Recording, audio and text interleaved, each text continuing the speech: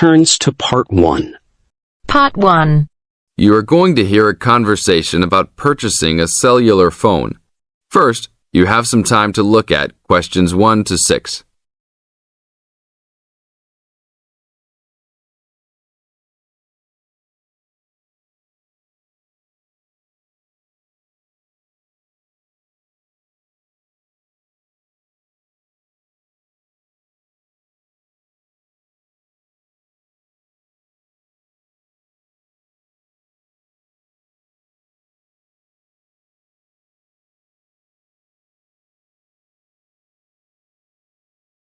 Now listen to the tape and answer questions 1 to 6.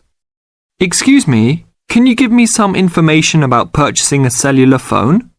Of course, my pleasure. We carry all sorts of phones, from the most basic phones to very sophisticated web-enabled phones. I will do my best to help you find a phone that suits your needs. Thanks. I'm looking for 2 cellular phones, one for me and one for my son. I think I won't need anything too sophisticated, just your basic phone functions. But maybe my son will like something with more functions. Sure, well, let's take a look. So you have no preferences at all? What about the size or colour? How about the brand? Well, I don't really care what brand the cell phone is, but I guess I don't want anything that's too big or too small. I want a phone that can fit nicely in my hand and in my pocket. If it's too big, it might be too heavy, and if it's too small, I might lose it. Colour, I don't really care about either. Well, I don't want a pink phone. OK, so let's look for something suitable for a working person. How about this one? This one is the R55. It is black, not too big, not too small, all the usual functions. The best feature of the R55 is that it can be used worldwide, even in Europe or Asia. It looks good. How much does it cost? It is only $100. If you sign up for a calling plan, then we will give you a $50 discount on the phone. How old is this model, though? I don't want anything that's too old. This model was introduced into the market about 3 years ago, so it is a bit older, but be assured it will still work fine. Well, I think I still want something not as old. How about from last year? Any good phones from around that time? Yes, there are some. How about this one? It's the new model of the phone you just looked at, called the W55. Most of the features are the same. There are some new features on the W55 though. The battery will last up to 2 days longer, and the overall weight of the phone is lighter. How much is this one? This is selling for $150. If you purchase it along with a phone plan, then it will be only $100. OK, I think I'll take this one. Now, I need to pick up a phone for my son. I think he'll want something more trendy, so how about a new model for him? Nothing too extravagant or expensive, though. This right here is the newest offering from the leading company in the cellular phone business. The phone is called the Rocket. It is well suited for teenage users. Among the teen-friendly features are 10 songs to choose from, a free messaging system that allows friends to send text to each other, and voice recognition dialing. The thing most younger users like about the Rocket is that it has a screen that changes colours. All this for only $100 with a purchase of a 1-year phone plan. Sounds like something my son will like. Can I sign us both up at once? Yes, of course. Both of you can share one plan. You will pay only $50 a month for both of you to share a plan. That's it? Only $50 a month? Yes, that's all. Now look at questions 7 to 10.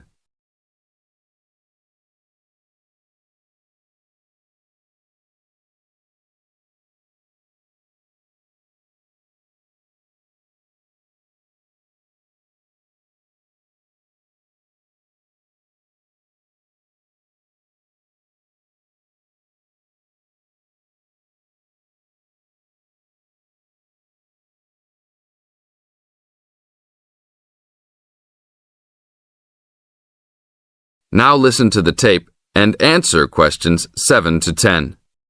OK, I will need your information. Name and address, please. Richard Derek Jones. What's your profession? I'm an engineer. Address, please. 322 First Street, San Francisco, California. And phone number, please. 621-360 7601. Oh, sorry, that's the wrong number. 621-360-7610. How many phones do you want activated onto your plan? 2 for now.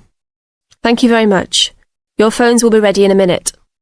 That is the end of part 1. You now have half a minute to check your answers.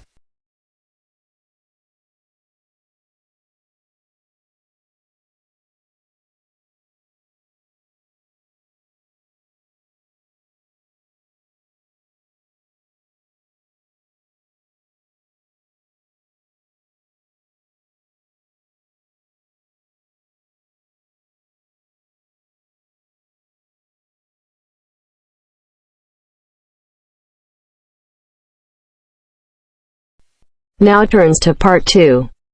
Part 2. You will hear someone talking about travelling around New Zealand. First, you have some time to look at questions 11 to 15.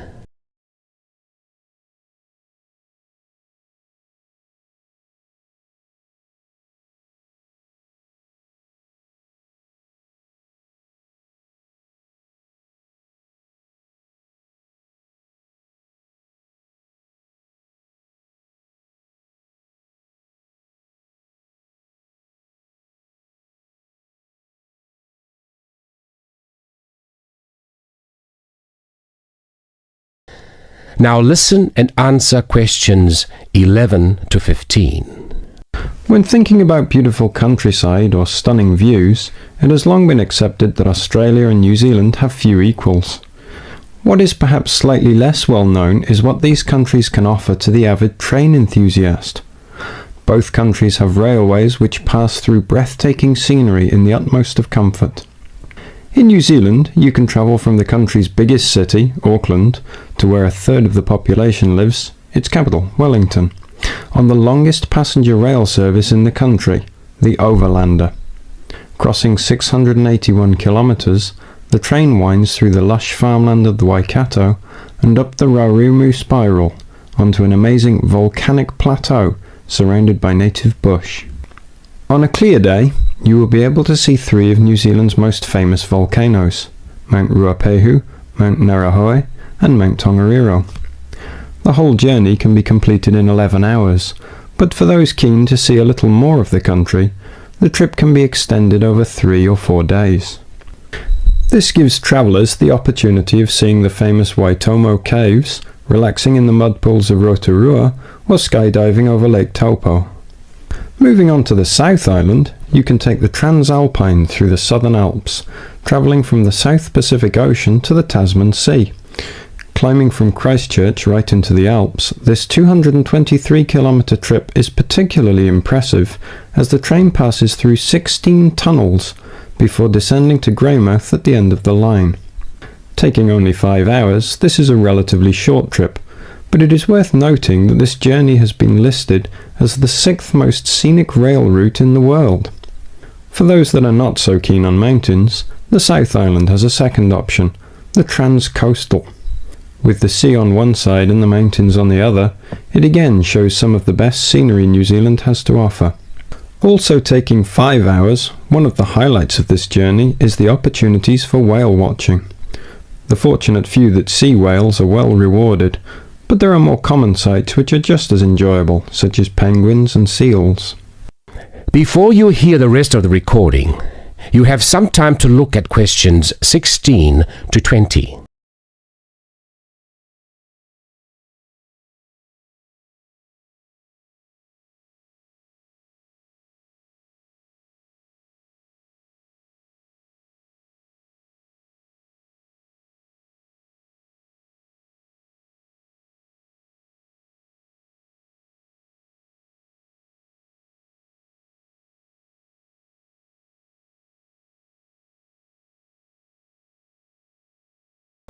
Now listen and answer questions 16 to 20. Although these 3 train journeys are undeniably breathtaking, some travellers prefer the longer journeys on offer in Australia. The Indian Pacific, for example, which travels from Sydney through to Perth and has been dubbed the adventure that spans Australia. With 3 nights on board, the train takes in the Blue Mountains and the Nullarbor Plains, and, as the name implies, the Indian Pacific shows you 2 oceans. This train journey holds 2 world records. Covering 4,352 kilometres, it is one of the world's longest train journeys. It also travels the world's longest straight stretch of railway track, 478 kilometres. For those who find these distances a little daunting, passengers can stretch their legs at a number of different stops, such as Kalgoorlie, famous for gold, and Broken Hill, first founded as a silver mine. If 3 days on board a train seems a little excessive, there are alternatives. The Garn, for example, which travels from Adelaide in the south to Alice Springs in the centre of the continent, taking 20 hours. Passing through Crystal Brook, Port Augusta and Woomera, this journey gives an indication of what life was like for the earlier settlers as they discovered the country. Along the way, you can also see the Iron Man sculpture, which was constructed by railway workers to commemorate the 1,000,000th concrete sleeper laid during the construction of the line. Finally, just a quick word about the Overland, which runs between Melbourne and Adelaide.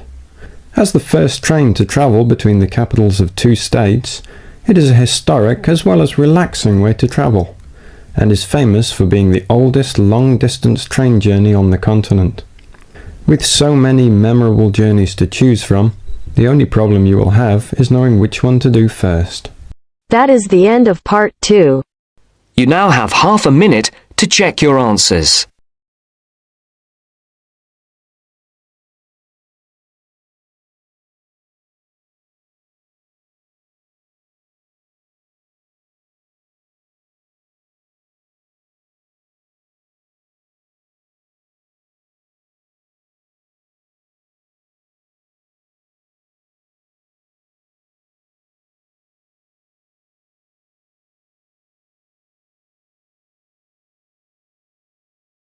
Now turns to part 3. Part 3.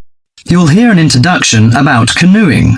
First, you have some time to look at questions 21 to 24.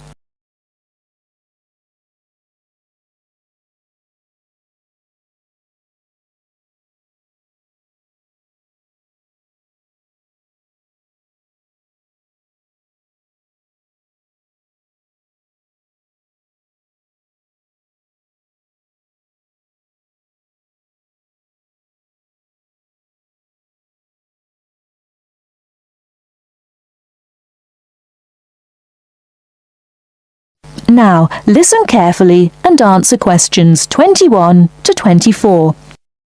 Have you imagined paddling around on a river in a small boat? Canoes, which are narrow boats and usually hold 1 or 2 people at the most, are particularly well known for being unstable and turning over in the water. But more and more people enjoy this dangerous sport. Today, Cynthia Bocci, an adult education teacher and an addict of canoeing as well, will share her experience of canoeing with us. Cynthia, when did you begin this sport? Well, I started it 6 or 7 years ago, and soon I got attracted by the exercise. I have to admit that it brings me great fun. It's become part of my life. So, could you describe how you do it? At first, I think you need some like-minded friends. The friends who share the same interest with you. It's no fun at all if you canoe alone. Usually, we assemble in a parking shelter near the Island Lake Recreation Area. We pull our canoes from inside the vans, lift them from atop the cars and trucks, and attach wheels to help transport them to the shores of the lake beside the boat dock. What equipment do you need for the sport? Well, first and foremost, a canoe, of course. The price ranges from £300 to £700, depending on the material they're made from. The more you can pay, the better, really. Personally, I wouldn't look at anything under £500, but that obviously depends on your budget. You also need a hard helmet to protect yourself against rocks when you fall out of the canoe, and believe me, that is very likely to happen. Because of this, it's a must for a beginner to wear a wetsuit. Oh, bathing suits don't work really. Sometimes a life jacket is a necessity in case you fall into water and no one else is nearby. Before you hear the rest of the talk, you have some time to look at questions 25 to 30.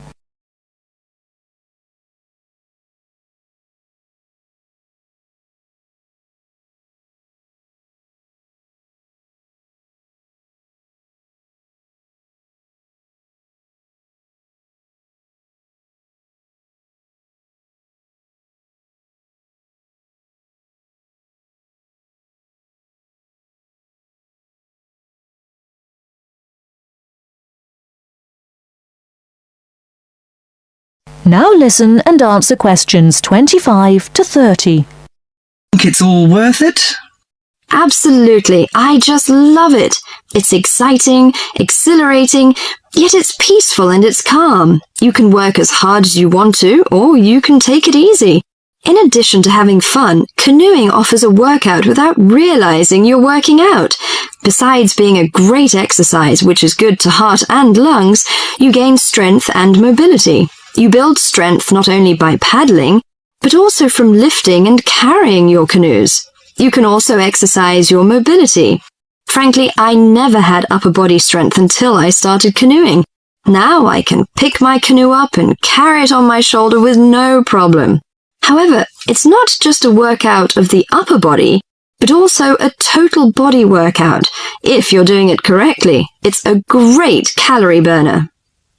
And more important to me, paddling isn't strictly about exercise. It's as much about the peace and relaxation that comes from being out on the water. I saw it described on a brochure as liquid medicine for the soul, and that is so accurate. It allows you to take a mental break from your ordinary routine. It's a lot of fun and you meet a lot of great people. We connect on the waterways by responding to email invitations, posting on websites and club announcements. Also, it's a great way to get an up-close view of nature.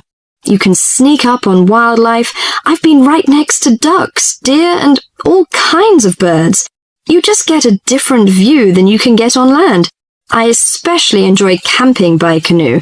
It's like backpacking without having to carry a pack on your back. You can put everything you need in the hatches of the canoe. Have you experienced this kind of camping? Well, whatever you say about this sport, it's never dull. I think on one level it's a serious activity and you can become a real champion, but it's a small group who take it that far. But for most it's a fantastic sport for anyone who likes adventure. That is the end of part 3. You now have half a minute to check your answers.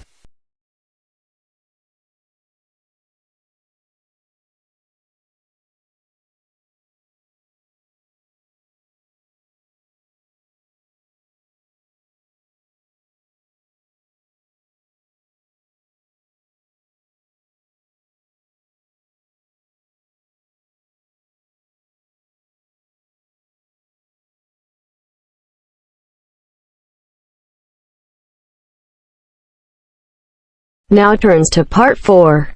Part 4.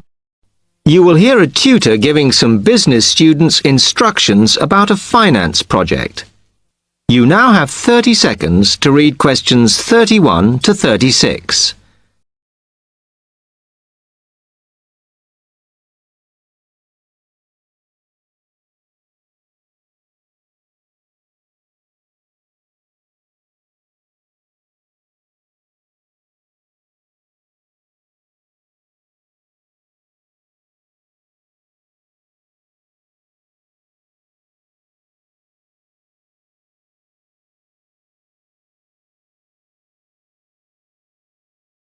Now listen carefully and answer questions 31 to 36. Okay, can you quieten down, please? Now, today I'm going to talk to you about your assignment. We've been studying the effects of the exchange rate, so I'm going to give you a project to do on this. Right, can you make some notes while I'm talking? The first thing that I'd like you to do in order to prepare this is to select where you're interested in. I mean, which country, and therefore which currency you're going to be operating in.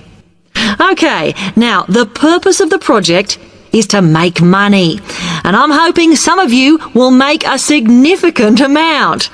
So, I want you to suppose that you have £100 that you will have to invest purely in the rises and falls of the exchange system. In other words, you'll be trying to predict rates.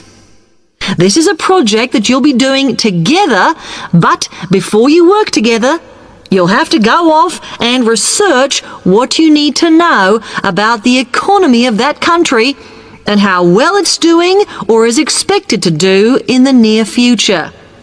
You could all make up a little information sheet with your notes on, clearly legible, because then I want you to get together, we can do that next week, and to go round and read about each other's countries. When you see how well or badly each country is doing, I want you to decide what your exchange rate is going to be against all the other currencies. After that is all sorted, what you're going to do is go round the other students and attempt to sell your money to the others. Remember, this will depend on the success of your country's economy and the rate you fixed for your currency. Now, you're not allowed to just swap currencies with each other, but you may wish to buy from the other countries. But you must do a proper transaction. All the way through this, you must keep your accounts properly for each transaction. I'll give you 1 week to do this, and then we will set a time for the deals to finish, a bit like the stock exchange. And at that point, I will ask you to calculate how much you have made. Is that clear? You now have 30 seconds to read questions 37 to 40.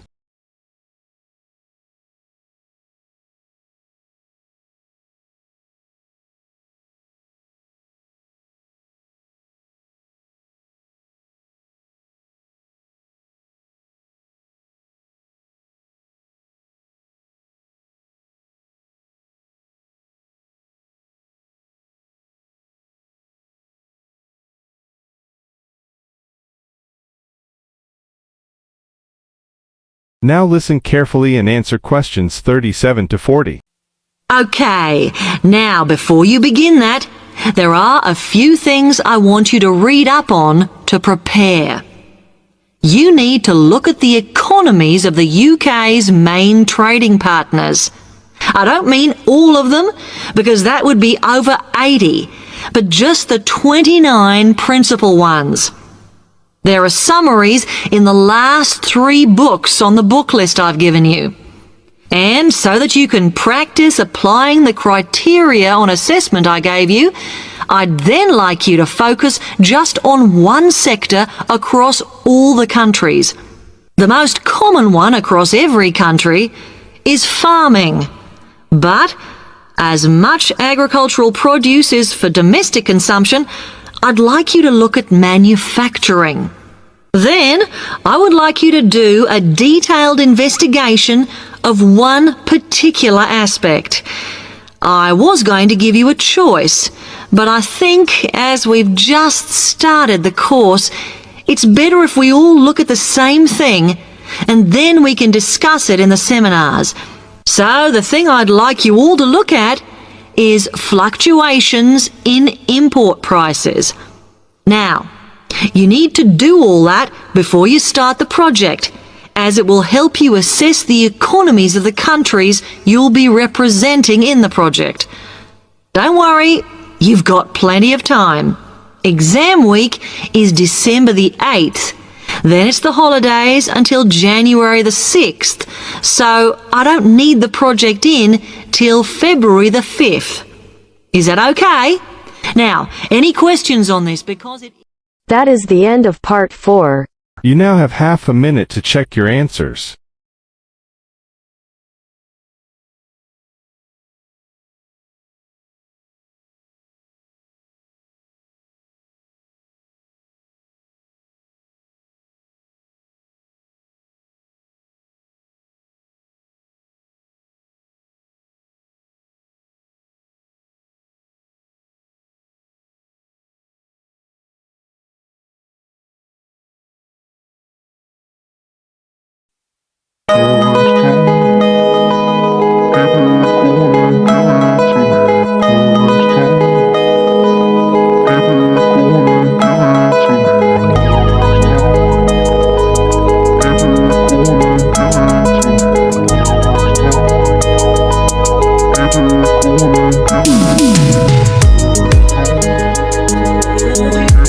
Give it to